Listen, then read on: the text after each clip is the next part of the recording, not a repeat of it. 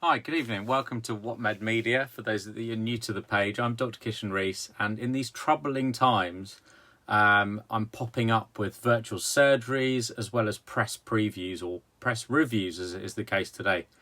Now, I don't know how many of you saw Newsnight the other night with Emily Maitlis, but the furor and the anger at which papers have gone for her today basically meant that not morning, Alex. Hello, Alex. Not morning at all. It's afternoon. But basically, the furor, and Shane, how you doing, mate? The furor with which these rags went after Emily Maitlis meant that I actually supported a dying industry and bought them all and went through them. And I wanted to discuss with you. Firstly, what are your thoughts about what Maitlis said? And you might not have seen it, but don't worry, we're going to go through the video. I've got it on YouTube. So just while I get my little pieces together, I'm going to play the opening clip that Emily Maitlis, the Maitlis monologue that has caused so much concern in some of these rags, right, across the point. And the reason that it's really important that anybody who's a calm, rational, normal person, right, needs to be interested in this is because the anti-news agenda that is coming out. And in the second clip that I'm going to show you, Andrew Bridgen is essentially threatening the media and threatening to me, what very much looks like freedom of speech. So we're going to listen to the monologue, which is 34 seconds. Let me know what you think. Indeed. So the questions remaining are many. It is still unclear why Dominic Cummings tested his eyesight by going for a 60-mile drive with a small child. Still unclear why he changed his own blogs to backdate inclusions to suggest he predicted the pandemic. Still unclear why his wife's article about lockdown contained so many apparent inaccuracies. Still unclear why the government would stake its moral authority on the insistence that what happened was fine. Lewis Goodall has a look at the holes in the account. So that's pretty strong, I would agree. But then throughout the rest of the programme, they went through the holes in the account. And it's not as if it's like sensationalist gutter press and an op-ed piece. It was a fairly reasoned account. And Lewis Goodall has been all over it, as has Faisal Islam. And what we saw in Dominic Cummings' press conference in the Rose Garden, let's just get our heads around this, right? An unelected official, like the most senior advisor to the PM. And I've been an advocate saying that if you believe in democracy, Boris Johnson should be able to appoint his own team. And we're not criticising that. That's fine. He can work, whoever he wants to work with him, that's fine. But let's just not forget to get our heads around the fact that the most senior unelected official held a however long, 90 minutes was it? I don't know, a really, really long press conference in the Rose Garden, right? So then we had Faisal Islam and Lewis Goodall, both formerly of Sky, now at the BBC. And whilst Dominic Cummings was saying that his blog pointed to the warnings, he was warning about coronavirus a year ago or whatever, sadly that had been edited on the 14th or 15th of April when he returned to work. So an honest media that promotes freedom of speech and critical appraisal of the information that is fed to us is really, really vital and really, really important. So whilst the next clip, it's 4 minutes, I think it's important to play and listen to because it was well received on the YouTube channel. There's clearly been a lot of interest in it. So while you're watching, just hit share, tag somebody, see if we can build a slightly bigger audience, because then we're going to go through the papers. I'll give you my spin of some of them. Yeah, keep liking, commenting, that's really helpful. But this is Andrew Bridgen. It was Maitlis Skewers Bridgen, and this was on the 26th of May 2020. So have a listen to this. It's only 4 minutes and 34 seconds, but as you're listening, do me a favour and just put comments in terms of what you think, in terms of, do you think it's good? Do you think it's bad? Do you think he says something that's a bit odd? And then what I'm going to do is I'm going to get the drink that I didn't manage to do before I started, and then we'll just go through some of the papers that I've got and the stories that I've picked out. And then if there's any time at the end, we'll do some questions. So this is the interview with Andrew Bridgen. And this is particularly important because one of them in the papers, there's his face and it says, Maitlis not adhering to impartiality. But look at the veiled threat from Andrew Bridgen, who is an elected MP. We are paying his salary, right? And I don't know about you, but I don't expect paid officials to almost follow this sort of Trumpian style in terms of fake news, bash the media, forget about them, they're ridiculous. Because we need a free press in this country. I think it's vital. So have a listen to what Bridgen thinks and put some comments as well. Andrew Bridgen, when you see your colleagues, Conservative colleagues, feeling as strongly as they do you worry that your Prime Minister is standing by someone who's so clearly flouted the rules he helped to craft? I think Dominic Cummings explained himself and his reasoning yesterday very well. So on that point, that's a little soundbite, right? And I think we might break this down just to save you 4 minutes and 24 seconds of your life of uninterrupted Bridgen, right?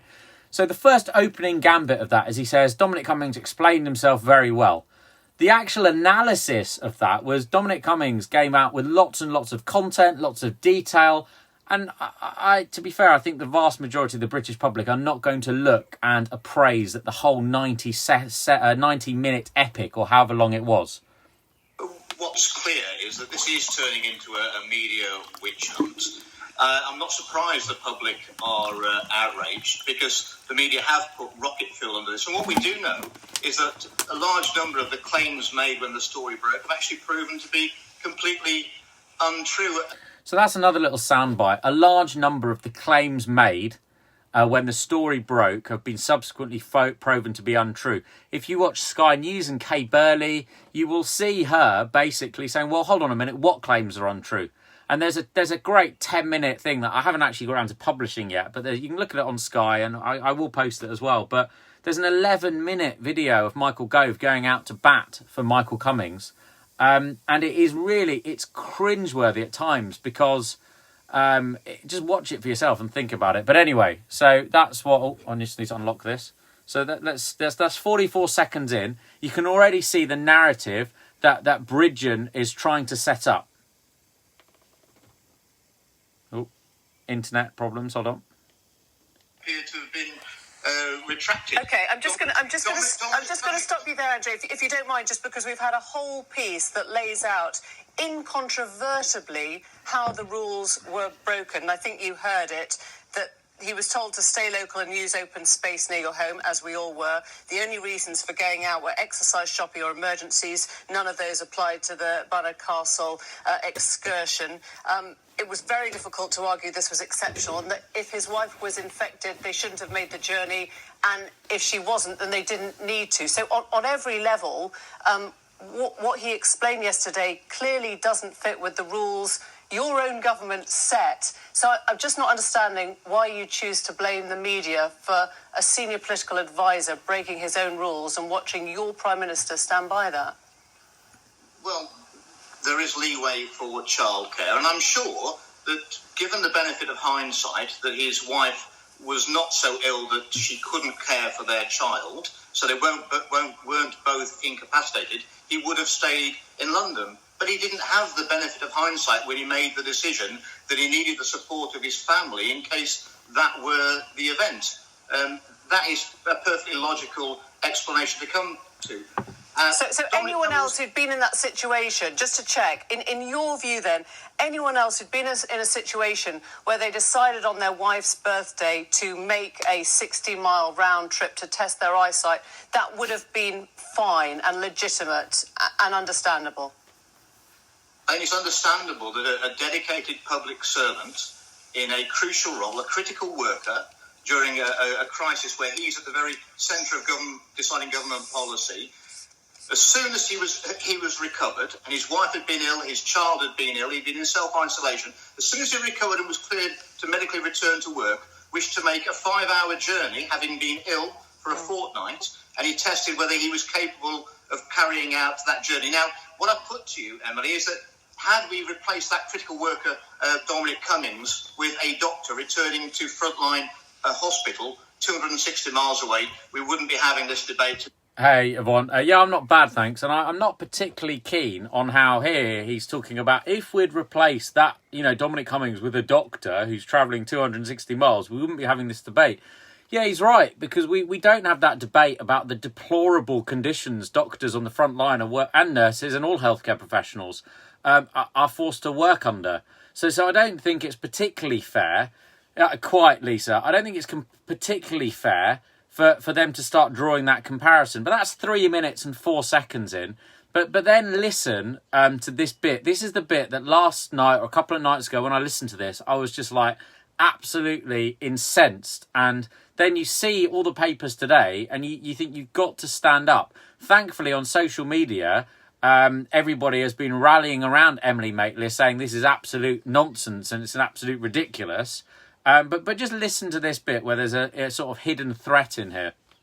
Today, I'm not sure what the difference is, apart from that the media have blown this absolutely out of proportion. Right. So and it's going to come back and bite the media. I wonder why so Did we hear that? many of your own Did we hear that? So colleagues- it dropped out of that, and he goes, so I wonder why the media has blown this out of all this and out of all proportion. And he goes, and it's going to come back and bite the media. This is an incredibly dangerous narrative for an elected, paid official to start propagating, okay, into the public domain. We cannot have a situation where we are anti-news, anti-fact, anti-science, okay? It is just absolutely, completely unacceptable, and people should rise up and rally round and make sure that that isn't the case, right? And then in the last little bit of the interview, it's worth listening to because I think Emily is on good form. And he also kind of suggests that the people that vote, hey Philippa, how you doing? I hope you're well. That the people that he then suggests that the people that voted for them don't have a clue, and she pulls him up on that, and he doesn't like that. including many from the ERG, don't understand that then. I mean, what is it about Tory MPs and Tory ministers and even cabinet ministers that we've all heard from today who've said this is out of order? Why are they not supporting him or the Prime Minister on this? Cummings is not someone who courts popularity within the party. He's not a member of the Conservative Party. I wouldn't say he's not a friend of mine. I don't have a particularly good relationship with him. But at the end of the day, I think a proportion of my party getting the media backlash and also getting it back from their constituents, which the media have put rocket fuel under this debate. So your constituents can't think for themselves? Is that what you're saying? That your constituents are swayed by a media putting rocket fuel on something, not that they're shocked and might respond in the way that they feel? What else have the media talked about for the last 4 days? And It's quite patronising, isn't it, to your constituents to assume that they can't make up their own minds on stuff that they're hearing? They're bombarded with it 24/7, and some of my colleagues seem to be under the misapprehension that if they throw Dominic Cummings to the wolves, that they'll go away. I've always felt that you have to do what's right, and you can't feed a monster; you have to fight it. Ian Blackford, your government... So I think that's quite concerning, isn't it? This guy is saying, don't forget, he's an elected official. You pay your taxes and you pay his wages. It is describing the media as a monster and you can't feed it and you've got to fight it. And, you know, the media coming out in the public interest will bite them, okay? That is a very dangerous narrative and a very dangerous precedent to set. So I think we've covered off Bridget. I think it's definitely worth watching Burley versus Gove. I haven't quite got the time to go through that because that's an 11-minute click and it's a bit long. 73 people watching. If you could all hit share, put it on your walls with a little comment saying that we're just going to go through today's papers briefly. If somebody could let me know how long I've been going, that would be helpful because I'll try and condense it. And also just let me know where you are. What's it like in the country at the moment where you are? What do you guys think about, you know, the lockdown being eased in terms of Boris's press conference today? Apparently they've hit the 5 criteria. We're mid-June. We're talking about getting back to normal. Or a little bit slightly more version of normal. Oh, great, 13 minutes, that's all right. So we'll try and wrap it up in half an hour. But what do you guys think in terms of the news about the lockdown, easing, kind of going back? Are we going to go back to the same old way that it was before? What positive elements do you have from the lockdown? Certainly from my perspective, I don't know if you mentioned, if you saw me mention when I spoke outside the BBC over the weekend or whatever it was, I'm quite happy, to be honest. I'm sleeping a lot better. I found the initial bit in March incredibly distressing, incredibly emotionally challenging. Okay, my sleep was disturbed, as I mentioned, and I embarked on, let's biohack my circadian rhythm. Let's get to the point that I'm super, super fit. I probably ended up somewhere in the south of France. I don't know if I've mentioned, but the conservative estimate of what I've done is 20k cycling a day every morning, come rain, wind or shine. And some days I've done a lot more than that, obviously. But if you do 67 times 20, it's around 800 miles or something. So that's not bad. That's translated to a significant weight loss. Certainly at the beginning of the year, I don't quite know at the beginning of the lockdown, but at the beginning of the year, personally, I was 89 kilos. I'm only 5'8", 5'7", so that's not particularly tall. So I was obese. I was in a high risk group from if I was to contract COVID-19 because of my central obesity. Now down to 77 kilos. So that's great news. So that's the approach that I've taken. I've quite enjoyed this pause that we've had, and I've been able to reflect on things that are important to me and my family. So what we're going to do is I'm just going to go through the papers now. If you can talk about what it's like where you are, talk about any stories that you've seen, get to know the people above and below you in the comments. That's really important.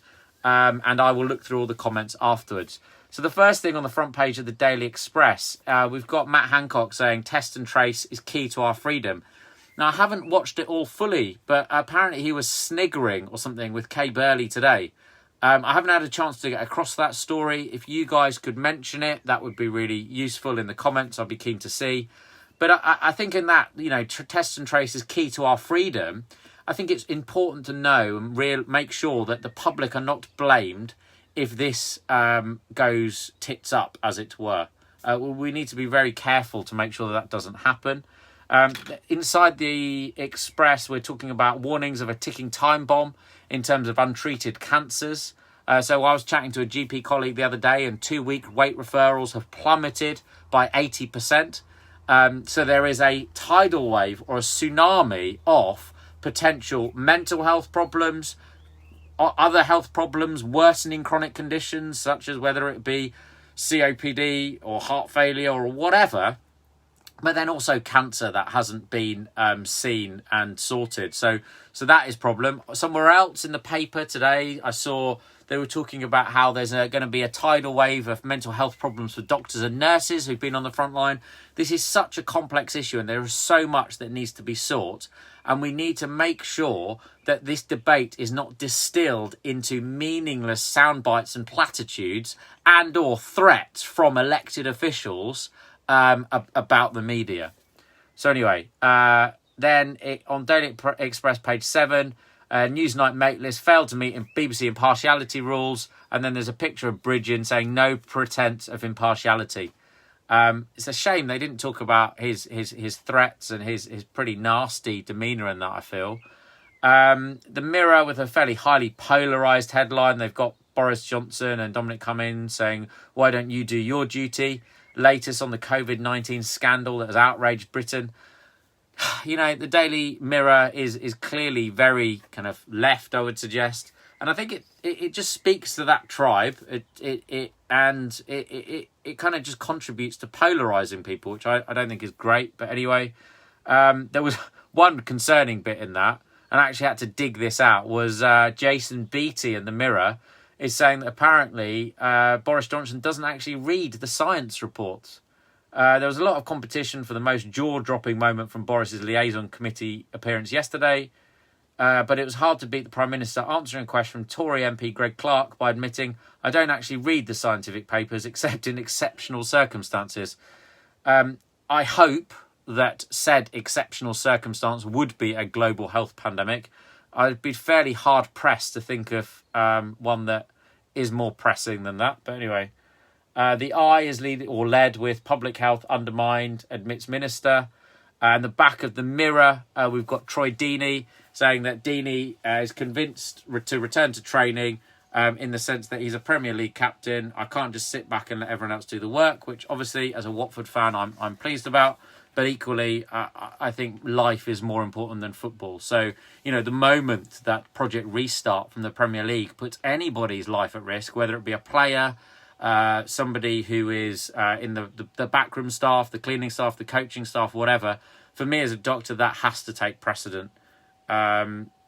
So then there's that. Okay, so then we've got in the Eye, they talk about Tom Peck talks about the country does want to move on once Cummings has. Because obviously Boris Johnson in his press conference yesterday was very keen on saying the country wants us to move on. And then Tom Peck goes on to say he hasn't asked the country, of course. If he had, he would find the same thing that every polling company found, which is what the country wants is for Dominic Cummings to be sacked. And then Boris went on in the video link in the liaisons committee to say the British people want us to lay aside party political point scoring and put the national interest first, he said.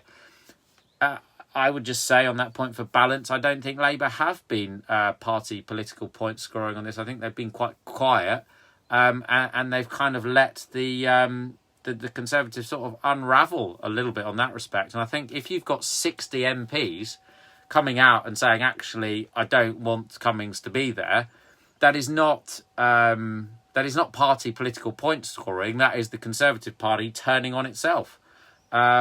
So, yes, he's got a majority of 80, but it can't be helpful, can it, to have 60 of your MPs rebelling. Then we've got in the eye, the Vicar disappointed by the U-turn on Hancock pledge. I don't know whether you saw it when Hancock was doing the briefing. They said they'd look at all fixed-term fines given out by police. But apparently there was a big U-turn after that saying it was reported as if they were making up government policy on the hoof. But then they're basically saying that that's not going to happen. So that was a bit of a shame. Page 15 at the eye, Johnson could walk away from talks, EU warned. I think that's the next thing to be aware of, that I think Boris has been quite clear, whether you agree with him or not. He's been very clear that they won't be extending the transition period. You can argue about the rights and wrongs of that, but I think, the one thing that Dominic Cummings has done quite successfully is he's healed the rifts caused by Brexit, which was very divisive on 52, 48, whatever. And I would say, and the polling suggests that as well, that lots of the public were fairly united behind the situation, that it's not a good idea to go and test your eyesight driving 60-mile round trip with a wife and or small baby or child in the car. So I think Dominic Cummings should be applauded for that in terms of actually uniting the country. Boris did say when he got elected, right, that it was time for us to unite. I'm not quite convinced that they would have thought that that's how they would end up uniting the country, but c'est la vie. Times, again, leading on BBC, admits attack on Cummings broke rules. This was quite cool. I'll show you this. In India, they're doing... Oh, no, sorry. In oh, my God, hold on. Let me turn the rotation off. In India, they are doing printed masks with people's faces on. How cool is that? That's pretty good. The other thing that I thought about as well, actually, while I'm here, and all my books are falling down, oops. So on this one, so there's a little book of Boris, right? And somewhere in this, I think there was that kind of infamous letter box comment, right? And I think it's interesting now how everybody wants to kind of cover their face when they go out. And I think we should live in an inclusive society where whatever your religious kind of beliefs is, if you want to wear such a covering, are you doing any harm to people? No, not really. But that was just a thought. I haven't really properly formulated that one yet. This one in the Times, Macron's status tarnished by the fiasco of 1 billion burning masks. I'm just trying to scan it in terms of, so thankfully it was their stockpile. The incinerations were part of a money-saving programme to run down the state's stock of face masks, which had reached a peak of 1.7 billion in 2011, right? And then neither ministers nor MPs had questioned the initiative, which would almost certainly have escaped attention altogether if the virus had never struck.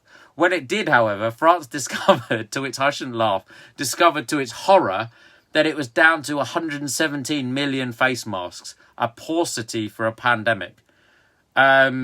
So yeah, I mean, that's not great, is it? These are people that obviously it's France and we can't really comment on it too much, but I just think it's just crazy. The Guardian was a quite interesting front page where they talk about Tories defy PM to pile pressure on Cummings. That's on one half. But then the second story was Maitlis row, host rebuked by BBC criticism of PM's aid.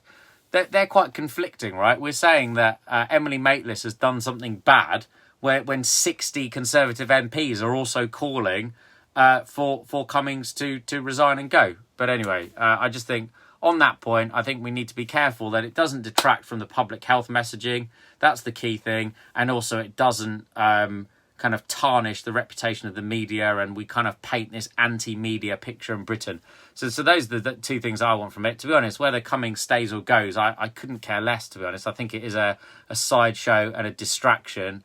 And I think we should focus on the task at hand, which is protecting life, saving the NHS, or saving life and protecting the NHS. Those are the things that are most important for me. More stuff on Maitlis' monologue, which I'm not going to go through now. Teething problems, tracing system beset by conflict and confusion. This is in The Guardian, which was somewhat concerning because they were talking about how at the heart of the difficulties have been tensions between central government and local public health officials, one insider says. There has been control freakery from start to finish by NHS and the Department of Health. Not sure that particularly surprises me, but anyway. Also, I think in The Guardian, text message tells vulnerable people they're dropped from shielding list. So people with cancer, liver disease and severe asthma have been dropped from the government's coronavirus shielding list by text message before doctors were able to speak to them. This decision to remove people from a programme that allowed them to receive food parcels in the safety of their home has caused great upset. Many who received the messages on Friday believe they're fake, but the government has since confirmed that the texts are correct and are an official government communication. So that's that. There's something in the Daily Mail which I'm not massively going to go into because, well, it's the Daily Mail. But there was a big spread in it where it says your civic duty to follow the rules. My advice to you, the 56 people watching, is the best scenario, I think, is trying your best, your very best, to avoid contracting COVID-19. Right at the beginning of this, I said to you that it was a really difficult balancing act to weigh up the health effect and the economy effect. We've had the brakes, we've had an emergency brake placed on the economy. We've been in lockdown for 3 months. That has caused untold economic damage in the sense that the projected deficit a few weeks ago is probably more since. In March, when they did the budget, or just before March, sorry, I think it was the beginning of March, they did Rishi Sunak did the budget. The projected deficit was going to be 55 billion, right? The front page of the Telegraph a few weeks ago, 2 or 3 weeks ago, was saying that their base case scenario for the deficit was 337 billion pounds. So these are almost completely infallible.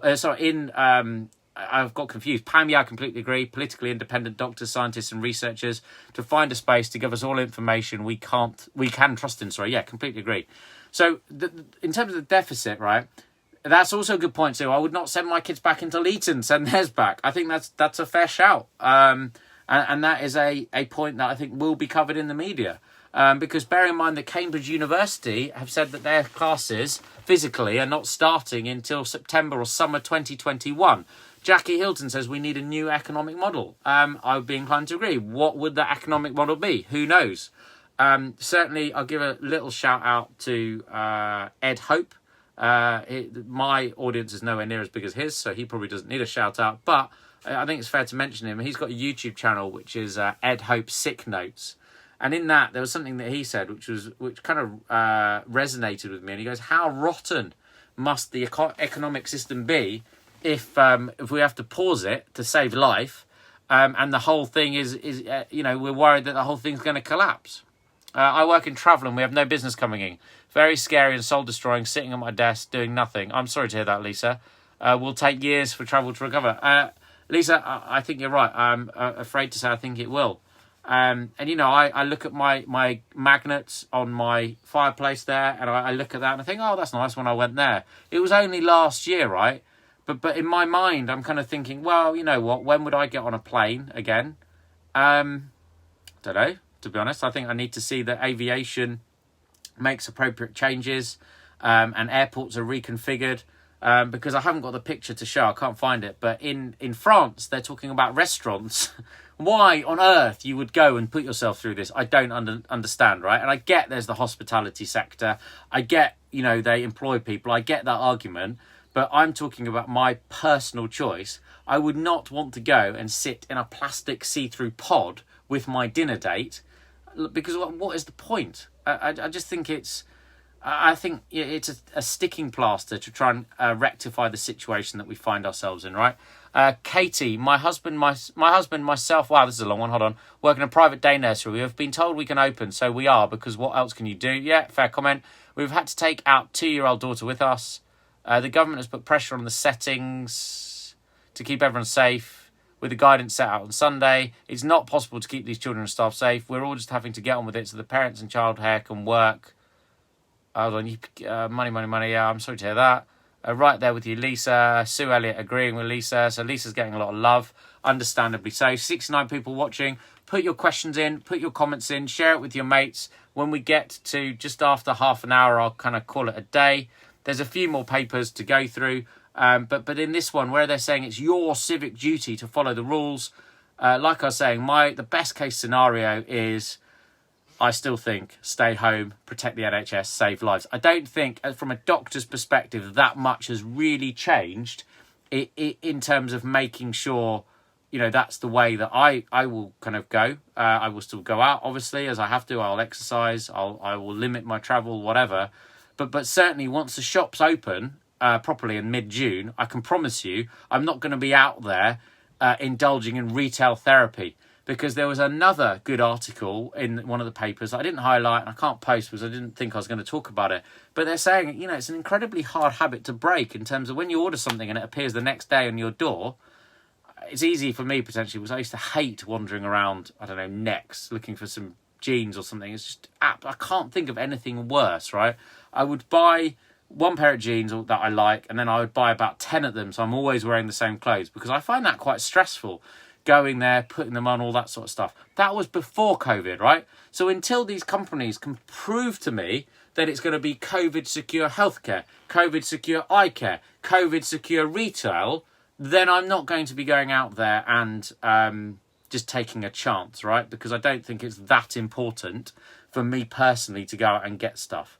But anyway, everybody's got to make their own decisions on that, and I can just share my thoughts. This is quite fun. While the 51 people are watching, I'll watch the comments and this come in. But this is Dominic Cummings. I can see clearly now the COVID has gone. I can see clearly now the COVID's gone. There's a great image with him in a car, in a cartoon car going along. You don't really need to see it.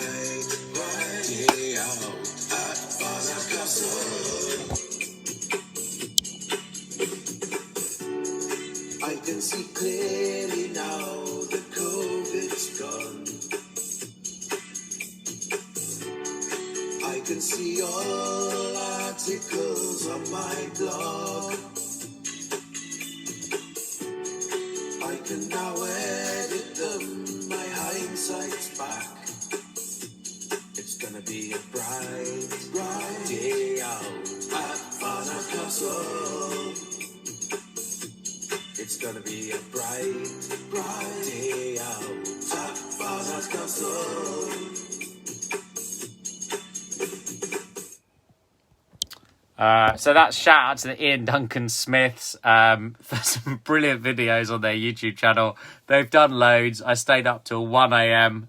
One night watching them.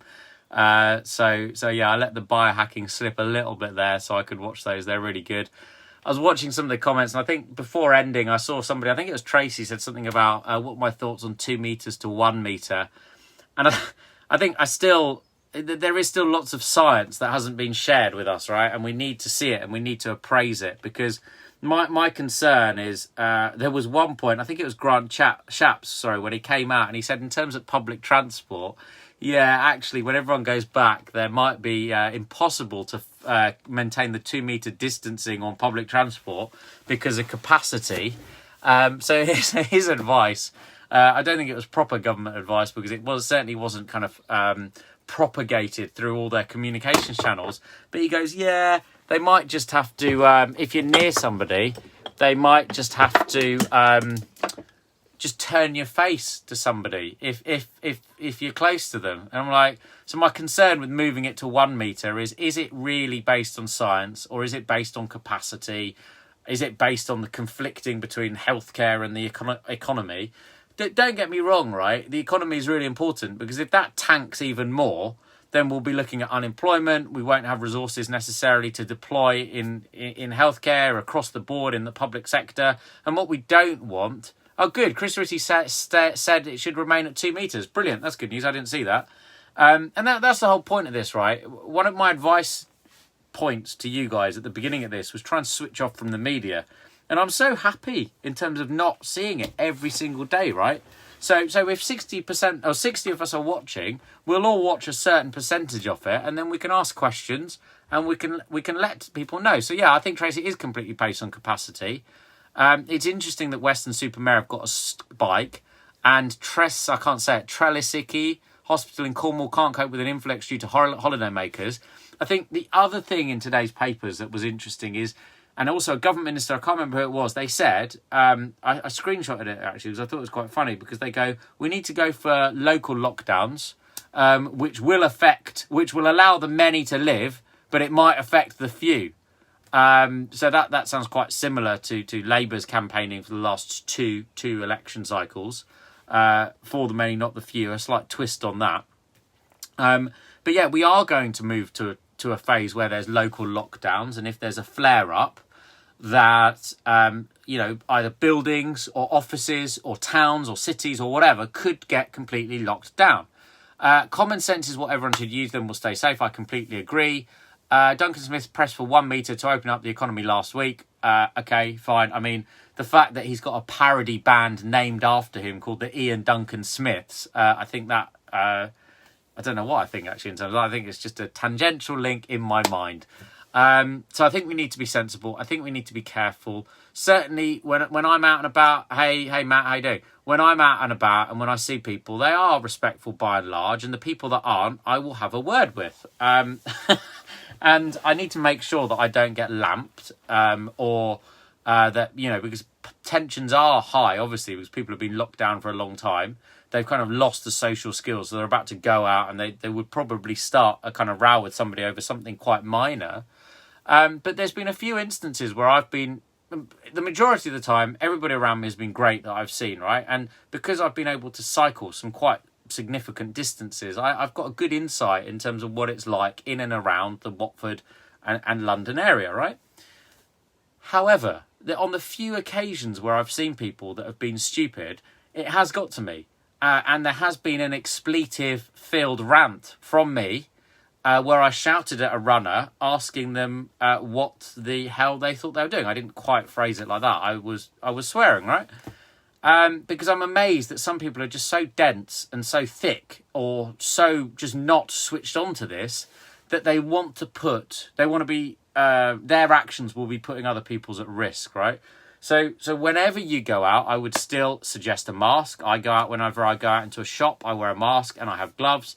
And I have not a respirator mask. I think it's an N95 one. I don't know whether it's in my bag. Here we go. So yeah, I have this, right?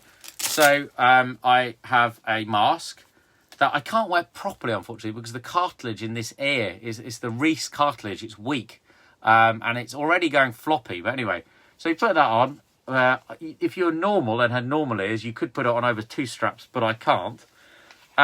Because then that one starts pulling down that ear, and it's really quite upsetting. But anyway, so then I take an off the ear number rather than off the shoulder number, and then anyway, so I'll go into M&S or whatever shop with this, right, and gloves.